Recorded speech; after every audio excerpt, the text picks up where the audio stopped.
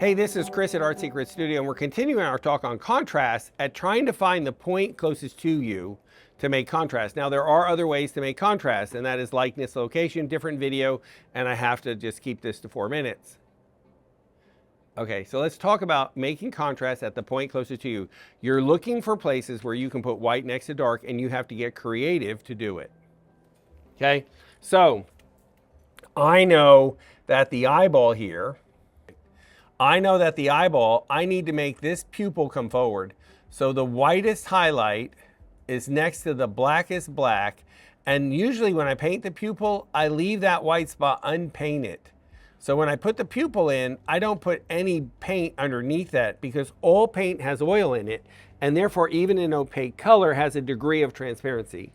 So when I need it to be white, and that's one reason I'm a fan of Winsor Newton's professional white that's in the small tube. The large tube is student grade, though it's not marked. The small tube is professional grade.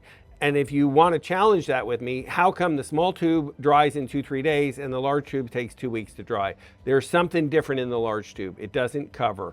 So I think it's a mismark by accident.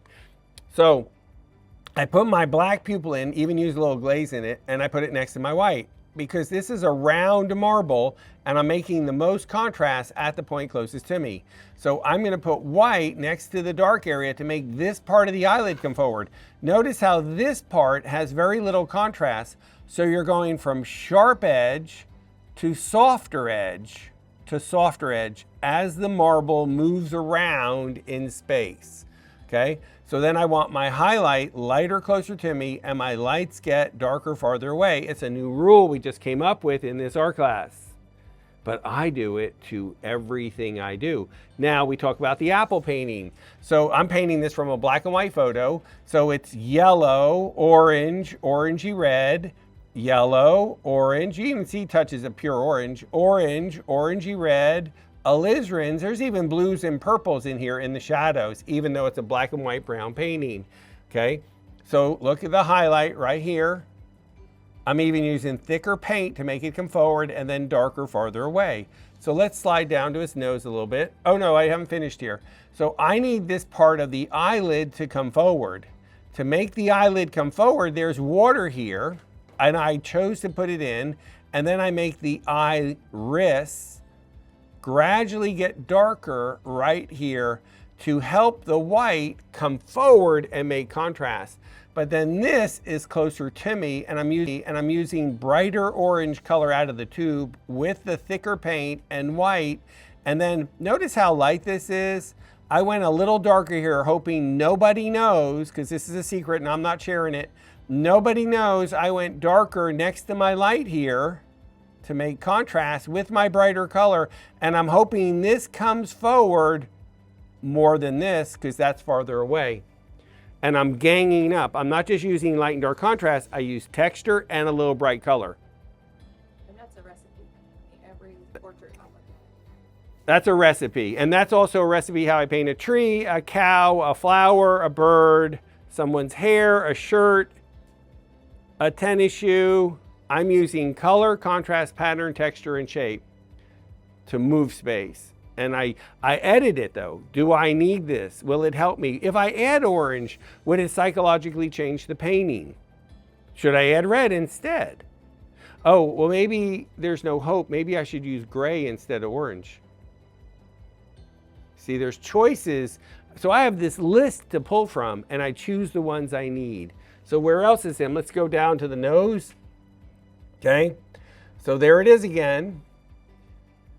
So you have this highlight, yeah, that's better. So you have this thicker paint and this highlight. Notice the color getting darker and grayer farther away. Now this highlight is darker than that highlight, but I need the nose to jump forward, and I'm hoping nobody noticed this line's a little too white for this part, but it helps the nose jump out. I'm just hoping you don't know I did that. I don't miss this opportunity to make it darker off the form and lighter off the form and darker on the form. Since I'm lighter on the form here, I'm looking for that variation, and I can't miss those few opportunities. So let's go to the lip. There you go. Okay, there's my white next to my dark. See how I made it happen? This is the underneath part of the lip, which is darker. I used an alizarin with a burnt sienna and gray and blue in it, made it a gray. And now I'm drawing with my pencil on it. And I'm putting the whiter color. Now, notice though, this is in orange. This is more of a scarlet. See, that's cooler. It's not as warm. It's not as strong. It's not as vibrant. I lowered the intensity of my accent color that I'm adding. You know, so, and then if you notice here, notice this color, that's bright right out of the tube. So there's touches of bright color throughout the painting, but they're appropriate for the stick exercise, the apples in the box, and the color theory.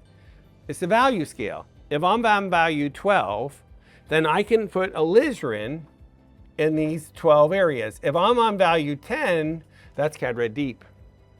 So in my mind, I've taken the black and white drawing and turned it into, okay, this should be 8, this is 9, this is 10. Well, in color, the colors follow suit. So when I'm making color up, this is from a black and white photo. I know what color I can put in there. I can put in Viridian, I can put in Cad Red Deep. There's a list of colors I can put in there, Cobalt Blue, and I chose red for whatever psychological reason I chose. So again, here's the white part closer to me, and I'm sticking the dark up against it right here. Because notice this dark is darker than this, because I need to make contrast. So you can always see where I put the dark against light. Let's come down to the unpainted mess that may never get painted, because I don't think I need it. Okay, so if I just look at the dark next to light, I'm searching dark next to light. There it is. I'm finding those places right next to the light where I can make contrast. Now, farther away where I don't want you to look, there is no dark next to light. So every time I say you need to do it, I'm saying, no, it's going to attract attention. I take the drawing rule and I put it in everything. You're about to be introduced to the lose and find now. We already did it with the guys. Now you got to do it with the arm. Oh, then we're done. Let's go. Let's do a portrait. Lori? Good. Simple.